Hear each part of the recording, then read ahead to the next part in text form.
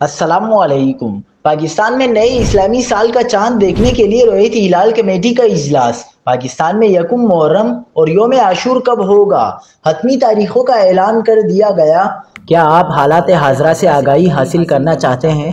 خبر کے پیچھے چھپے اصل حقائق جاننا چاہتے ہیں تو ابھی سبسکرائب کیجئے جل پاکستان کو اور ساتھ ہی گھنٹی کے نشان پر کلک کر دیں۔ آپ کو بتاتے چلیں کہ پاکستان میں نئے اسلامی سال محرم 1446 ہجری کے چاند کے حوالے سے بڑی خوشخبری آ گئی۔ چاند دیکھنے کے لیے مرکزی رویت ہلال کمیٹی کا اجلاس چیئرمین مولانا عبدالخبیر آزاد کی زیر صدارت کوئٹہ میں ہوا، جس میں چاند کی رویت کا جائزہ لیا گیا۔ تازہ ترین اطلاعات کے مطابق رویت ہلال کمیٹی کو محرم کا چاند نظر آنے کی کوئی شہادت موصول نہیں ہوئی، جس کے بعد رویت ہلال کمیٹی کے چیئرمین مولانا عبدالخبیر آزاد نے اعلان کیا کہ آج ملک کے بیشتر مقامات پر مطلع ابرآلود رہا، لہٰذا ملک میں کسی بھی مقام سے چاند نظر آنے کی کوئی شہادت موصول نہیں ہوئی۔ چیئرمین رویت ہلال کمیٹی مولانا عبدالخبیر آزاد نے مزید کہا کہ ملک میں نئے اسلامی سال کا آغاز 8 جولائی بروز پیر کو ہوگا اور یوم عاشور 17 جولائی بروز بدھ کو ہوگا۔